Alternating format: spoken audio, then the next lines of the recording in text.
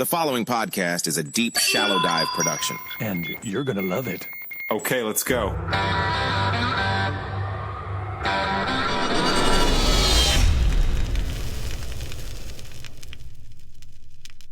Well, I will tell you, Greg, it's honestly a pleasure to have you. And what's funny is a lot of my audience has been saying, hey, give us some different topics, maybe do some lighthearted topics, things like that. And so today we're definitely doing a different topic. I don't know if I can say it's lighthearted because we are literally talking about death.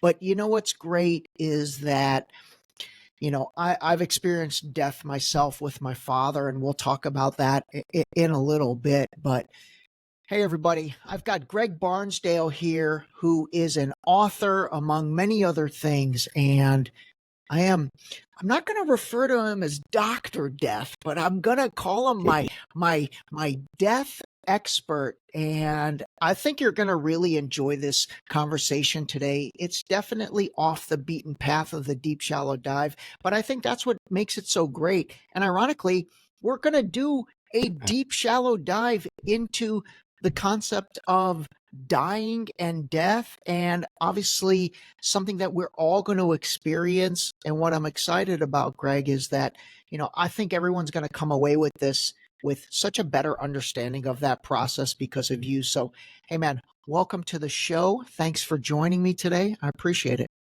Thank you, Ray. I appreciate the opportunity to share my message. I truly do think it's an important one that a lot of people need to hear. Yeah, absolutely. And so what is that message? Maybe start by giving us your background a little bit and then give us your message. What do you want people to hear? Sure. Well, I started out my career back in the 80s as a young funeral director at a high school. I was probably the second or third person out of the high school to even follow in that career. My family had never been in it. I just had this curiosity about it. I wanted to be a helicopter pilot initially, but I didn't have enough physics. So I ended up working in the funeral industry as a licensed funeral director for quite a number of years, and then developed an interest in regards to pre-planning. I was actually part of a pre-planning team that would promote funeral pre-arrangements for the funeral homes that I had worked for, and that evolved as well. And then I left the industry, maintained my funeral director's license, and became a certified financial planner. And it evolved more so into a deep dive, as you say, Ray, into estate planning. So I've struggled with a way to really find an effective way to help a lot of people, and I think I've finally figured it out with a really good book. Well, that's great. I mean, the estate planning and all that, I know that's really all part of it. What I want to start out talking about is, I mean, as a young guy, that's interesting that you gravitated to, being a funeral director or being in that industry. I mean, what was it that attracted you to that? That's like when I don't go, but when I would take my dad to like a urologist or a proctologist, I'm like, of all the medical fields, why'd you choose that one? And I kind of want to ask you the same question. Yes. Well, it was really just a curiosity. And actually, it was my guidance counselor in grade 12 or 13, that suggested that I consider the role of a funeral director. And I hadn't really considered that before. And then a good buddy of mine ended up working in the local funeral home in a small town that I grew up in. And I would go to visit him. They had an ambulance bay at the back of the funeral home, and it was really just a very unique environment. And then my grandfather died, and I got more deeply involved in the, I guess, to know what was going on. And then I ended up applying to funeral school at Humber College to join the industry. Oh, wow. Okay. So you've worked at a funeral home. You've never worked at a mortuary. Well, I guess a mortuary, is that the same thing? Is that a different term? It is. It's just a different term, but up here in Canada, they're called funeral homes, and in the States, they're called mortuaries. Okay. And then is the mortuary the place where, let's say, they prepare the body? I don't think are cremations done at mortuaries? Well, here in Canada, the rules changed a number of years ago, and more funeral homes are being built with crematoriums attached. But typically prior to that, they had to be separated. They couldn't be on the same location or in a cemetery, as an example. But now with those changes here in Canada, it's changed the industry immensely. And my understanding of what is going on in the States is somewhat similar.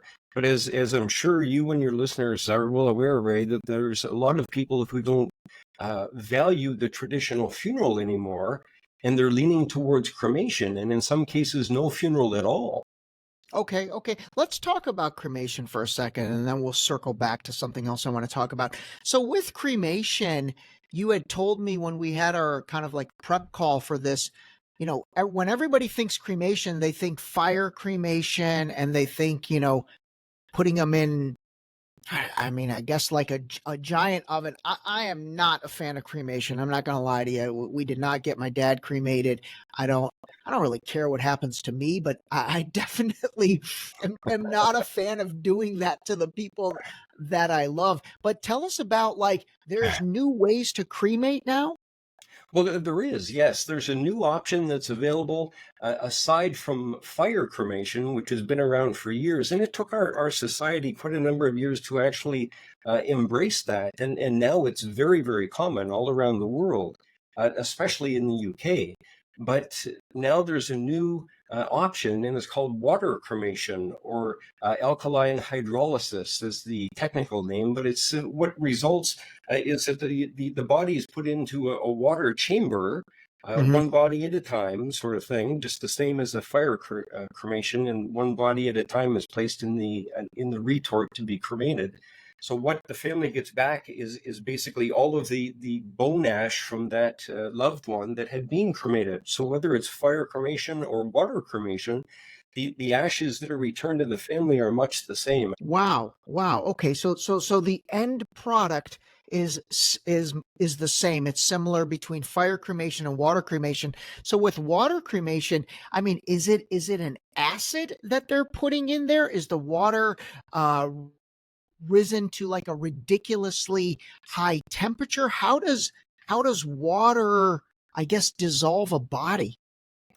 Well, you can determine this from the name. Alkaline hydrolysis, as I said, is the technical name. So there's an alkaline chemical that is placed in the water, and yes, you're exactly right, Ray. It's pressurized and it's heated up to a relatively high temperature, and that basically what remains is basically the skeleton of the deceased, and that's the same with fire cremation too.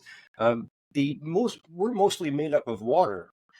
And that's why, whether in the fire cremation process or water cremation process, it basically, what the end result is basically just the skeleton. And that is what is broken down in a machine. It used to be in a machine that typically had large balls in it, like ball bearings that would roll around and crush the individual bones into little pieces about the size of your thumbnail. And that's what the family would get back. Oh, wow. Okay. Okay. So are you saying that whether it's fire cremation or water cremation, the ashes that end up, those are a combination of either the water and fire and then some type of secondary process, like with these balls or something? No, it's basically just the skeleton, the small fragments of the skeleton that the family receive back. As I said, we're mostly made up of water, which basically just evaporates and disappears during this type of process. But the container as well that the person is brought to the crematorium in, that basically just disappears too, because in the high heat with fire cremation, there's really nothing left except for the skeleton of the deceased and the handles of the casket, that sort of thing, but they're all picked up with a magnet and disposed of. So as I said, what the family gets back with the fire cremation or water cremation is really just the broken down skeleton of the deceased. Got it. Okay. All right. With water cremation, it's only the body that is placed inside that container. The casket is not, is my understanding. Okay, got it. Do you know if water cremation exists in the United States? Because I've never heard of it. I read about it in my book. It's an up and coming technology. I believe it's being embraced not only throughout the States, but certainly here in Canada and in other parts of the world too. It doesn't leave the same type of footprint on the planet, so to speak, with the exhaust from the fire, as you can imagine, with the typical fire cremation. With water cremation, it's much more environment friendly. Okay, all right. I mean, that would definitely make sense. Do you have any idea from, and this is going to be something I want to get into next, from a cost standpoint, is water cremation more expensive, less expensive than fire cremation?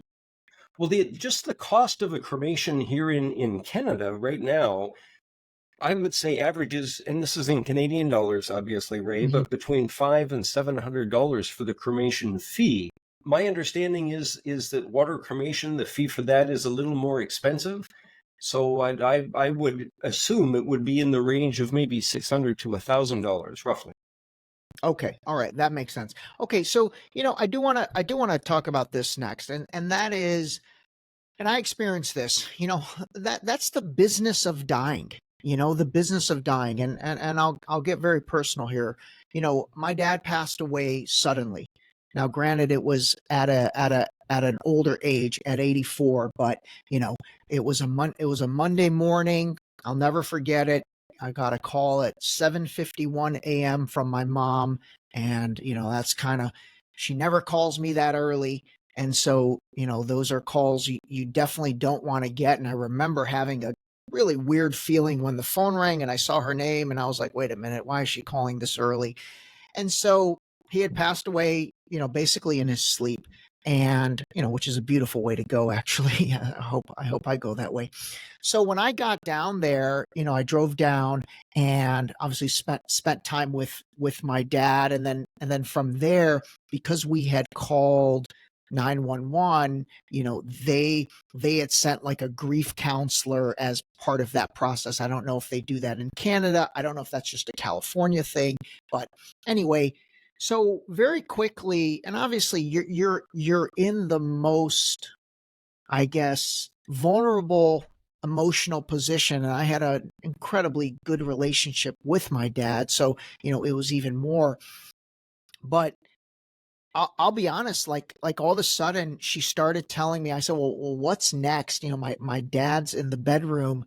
What do I need to do? What's the process? And so she said, well, step one is you should call I guess a mortuary or a funeral home or someone, and they need to come and get the body.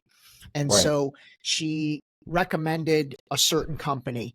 And I'll be honest, man, as emotional as I was like, well, do I have to use these guys? And she said, no, you can use whoever you want. This is just who we recommend. And so, I stepped outside. I spent the next hour and a half actually calling several mortuaries and funeral homes. And I was like, this is actually what my dad would have wanted. Like, I need to treat this as a business right now, because it is a business. This is not a not-for-profit situation. So anyway, long story short with that, I ended up finding a funeral home that, quite frankly, was almost a fifth of the price. They wanted around almost $7,000 to come and pick up my dad's body and then take him to their facility and then put him into cold storage. And then I guess we would figure out the plan from there. And, I ended up getting it done for like 1,200, and I didn't feel bad about that. So like, I want you to maybe talk about, I mean, at the end of the day, like anything else, it's a business, right? So, like, when someone's loved one passes away, do you have any, I guess, tips of how people should treat that, what they should think about, maybe something along those lines? Yes, yeah, and thanks for sharing that, Ray. I'm sorry to hear it was such a event with your father. Somebody passing away suddenly like that can be a terrible situation to go through, and we all know it, as you referenced at the beginning of this conversation and recording here today. We all have to deal with death while we're living, death of Sure. friends and loved ones, etc. And in some cases, we have to take control and actually settle the estate in some cases as an executor, which is a huge, important, and risky role at the same time. But the best case scenario is if the deceased had these types of conversations in advance, long before they died, when Sure. time was plentiful, minds were clear, and there wasn't some sort of health issue also in the mix to complicate things, because that's when these decisions could be made in regards to which mortuaries to be used, and does the person not want a funeral? Would they rather have something in a local hall, or would they rather not have any funeral at all? And as I said, more and more people don't want to have something, but as I stress in my book, it can be very important to the survivors, and it certainly was for me when I had gone through this with loved ones who had died, and seen many families go through this. Having some sort of get together can be very helpful, but the key is really just trying to be proactive and talk about these things, about what you want to have happen, long before it does. No, absolutely. And I mean, again, we hadn't talked about anything. We absolutely had not talked about anything. And so that was I always share with people, it was sudden and we had nothing arranged. You know, I don't know if I could say it was tragic because my dad lived a wonderful life and he lived an extended life to 84. And, that's a good run. But like the folks that, and it's happening a lot these days, there's definitely an uptick in people that seem to be dying suddenly at younger ages, whether it's a 50-year-old person that has a heart attack on a treadmill or something like that. I think a lot of those people also probably have not thought about anything. So those are sudden and tragic. What I think is great about your book, and to be honest, what I think is great about what you're doing is you're kind of causing us to think about it, because we don't if we're at a certain age. And I think it's great that you're advocating for us to think about it. So let's do the ideal situation. Let's take me for example. I don't really have, I mean, I have a revocable living trust set up, and I do have a will and all of that. But let's say somebody doesn't have anything. So give us what you think are the immediate things people should do after listening to this podcast. Okay. The most important thing I would suggest. Besides read your book, by the way. Besides read your book. That's step one. That's certainly what came to mind, because it talks about all these things. And I took so much time, Ray, to create a book that I felt people would read, and it's really starting to get some traction. It's really just a conversation starter, but that kind of comes back to your question: what should people do? Is to have the conversation, to talk to their spouse and their parents about what their parents have planned, or if they've planned anything. One of the most important things that any of us can do as a responsible adult is, regardless of our financial situation or how many kids we may or may not have, or whether we own a business or property outside of our home jurisdiction or whatever, is to have a current and valid will. Because a will is really the only thing at all, Ray, on anywhere that can specify who is to wrap up our life when we die. Is that not an incredibly important thing to have specified somewhere?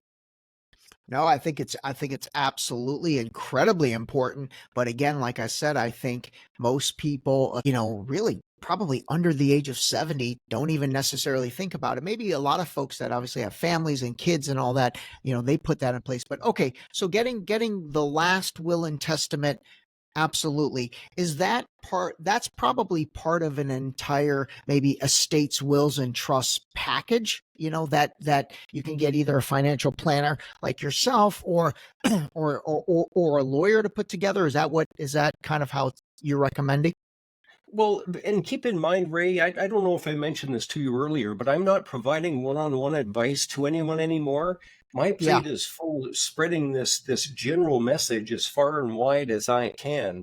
But yes, and that's why I took so much time in creating that part within the book as well, is to explain to people that this is a huge list of what financial planners can bring to the table and how they can help you with this. And as an example, they often act as a quarterback to bring in the lawyer or accountant to help with whatever that situation, whatever the family situation needs. And everybody's situation is so different. But I also carefully address the point that people, if their situation is very straightforward, They could also get a will online. That's very easy today. And there are a pile of different platforms for a very, very low Right. amount of money. People can set up an online will, but there are some very important cautions to that. Okay. Okay. What are the cautions? If someone is paying support, such as to a child or an ex-wife, they should be seeing a lawyer, because a standard type of will planning platform won't typically cover off those issues necessarily, and it's not worth taking that chance by trying to save some money on the front end. It could cost more at the back end Got after a it. death. Got it? Okay. So if somebody owns some sort of business ownership or is a partner in a business, they should be seeing a lawyer. If they own property outside of their home jurisdiction, they should be seeing a lawyer. Or if they have any specific requests, such as, if this happens, then I want this to happen. Well, that's more complicated than what a standard typical will planning platform can do. Seeing a lawyer is the best bet. Got it. Got it. Okay. Okay. Gosh, I wonder how similar or different the laws are in Canada and the United States. Well, each of the jurisdictions, each of the provinces here in Canada, they're all a little different. They're similar to a degree, and I would imagine in the United States, it's much the same thing. They may differ from state to state, but the will, as an example, is what is used globally by everyone to specify. It's called testamentary rights. We all have that right to specify what we want to have happen when we die. And wills, as I mentioned a brief little story within my book about wills dating back to ancient Greece. They've been around forever and always will be. Okay. Okay. So the will is really the centerpiece of everything. That's something everybody should have. From there, I know a lot of people have revocable living trusts, and they put their assets inside that trust, and then that trust is, I guess, the information about how that trust is to be designated, that can be included in the will. Okay, so that's a big part of it. I mean, I think that's great advice, first of all, to make sure everybody absolutely has their will in place. One of the other things you had told me previously, which I think is interesting, and I don't know if I was a fan of this or if I wasn't a fan of it, but like the concept of the casket and all that. I mean, we did that process with my dad. I will say the part of that I liked was that, he was dressed up in his favorite suit, and so, he looked like $1,000,000, and we put things inside the casket, picture of my niece and nephew. Gosh, I put some things that I thought would make him laugh. We put a bunch of things inside the casket, Right. which I liked. I thought that was a really cool process. And my dad was a scholar, so we put a copy of his 500-page PhD thesis in there. So I thought that was incredibly cool. By the same token, I don't know if in the United States they do this, but I know in other countries, a lot of times they just wrap the body in a shroud, and it's sort of like, I guess, I know there's an expression for it, like earth to earth, or back to Mother Earth, which I think that's incredibly cool. Just nothing. And so the body, decomposes and gives back to the land. You had told me some interesting things about that process. Can you share a little bit there? Sure. It's basically called a natural burial or a green burial, and it can be less expensive than a traditional funeral. I believe right about now, the average cost of a funeral in the States is about $6,000 or $7,000 US. And again, I stress that in the book as well to give people an idea. Green burials or natural burials don't involve caskets or embalming or any. It's very basic and very plain, but there's an increasing demand for that again because of this whole aspect of people wanting to reduce their global footprint. And I get it. I try to do that all the time with recycling and all kinds of stuff. And there's Sure. another thing, you can recycle your body now that we should talk about too, which is a little off. Yeah. Or on, I should say. It's directly in this theme. But those again, it comes back to this whole aspect of being aware of what's available, so one can decide proactively, well, yeah, I'd like this, or I'd like this to be done. And that's where having these conversations in advance and starting with the will, because that often leads to all these other things. Like, what do I want my funeral to be? Do I even want a funeral? Do I want a casket? Would I rather recycle myself and have my body turned into basically good quality earth that would help grow trees and things? Because that's now another option too. So what do you mean recycle yourself? Yeah, and grow into a tree. Help us understand that. Well, there's I believe more than one company now that offers human recycling, and basically what they do is they take the body wrapped in a biodegradable shroud or sheet without the casket, and it's placed in a container that quickly composts and breaks down the body into soil. Within a very short period of time. And I've just done a little bit of reading on this, but we are all going to hear more and more about this as time goes by. Oh, that's interesting. So they put you in the ground like a regular burial, but then there's something that's gonna, I guess, decompose your body much quicker. No, well, actually, it's a capsule. Oh, it's a And capsule. in this, in the one article that I had read and looking at the pictures, this particular company offered basically a building with all kinds of different capsules that they were holding, where people's deceased were basically being broken down and turned into compostable, biodegradable material, is my understanding. But it's I a mean, form of that's recycling interesting. the body. That's definitely interesting, and it would be interesting that where that happens. I mean, God, that'd be amazing if like a tree came out from that. That's all right. That is definitely, I guess, a little bit of technology in the death industry. I feel like, and honestly, I absolutely will put a link for your book and let people. I'm going to let you tell everyone how to get it and all that. But I really want to thank you just for bringing this to the forefront. And honestly, like I hope this is really an episode unlike anything I've done, because I really want people to have one major takeaway from me, and that is, hey, you got to think about this stuff. You have to think about it for yourself. You have to think about it if you are in charge of, let's say, your parents at this age that we're at. You know, I know those are difficult conversations, but maybe your mom and dad don't want people wearing all black. They want people wearing white. I see a lot of that these days. Maybe they want people in a variety of colors doing a certain thing. So I really want to thank you for kind of bringing this to the forefront for us and having people kind of have this top of mind.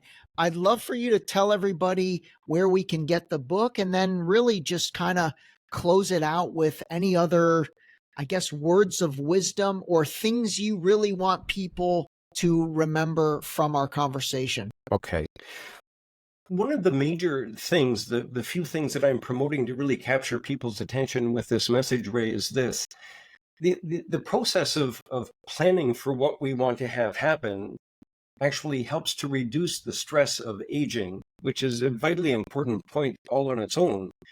But for survivors who survive us, our children and our family members, etc., they actually will become more emotionally and financially resilient as a part of this process, because more and more people are creating, family meetings to talk about these things. And this is what financial advisors and lawyers are often recommending to really elevate the whole aspect of communication.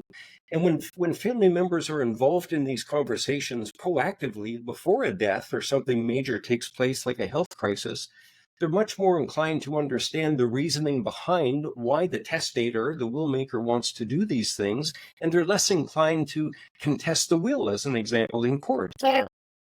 So they're more emotionally and financially resilient.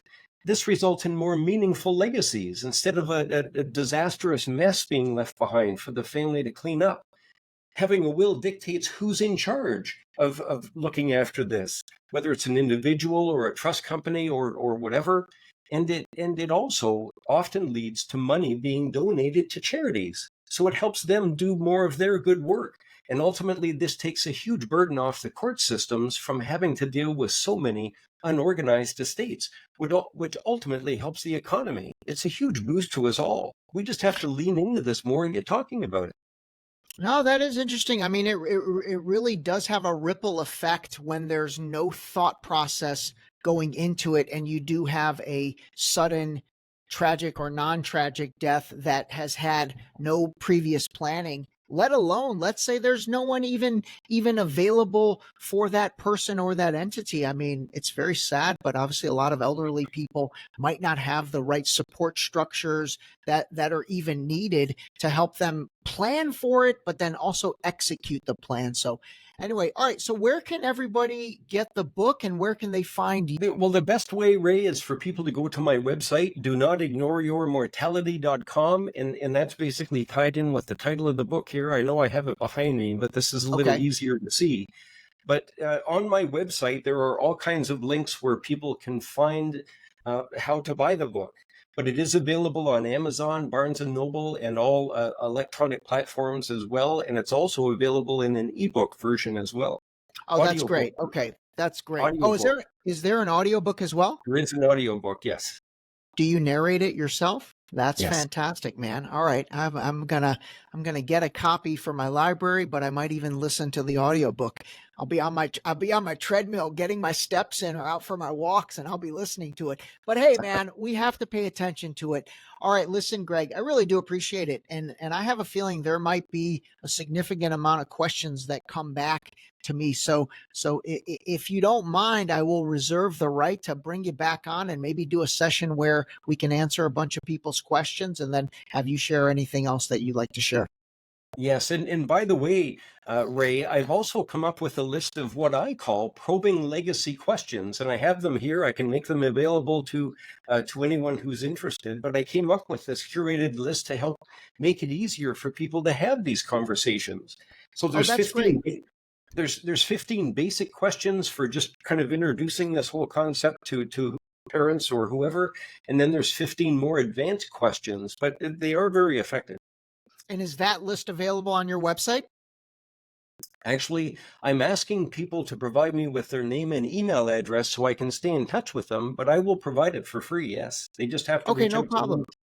Yeah, sounds good. And I'll make sure to put a link for your website so people can go to the website and then connect directly with you, and you guys can do that through email. All right, listen, Greg, really appreciate it. Very, very informative and off the beaten path topic, but I think one that, quite frankly, it is a needed discussion to have. So thank you again, sir. Appreciate your time. Thank you, Ray.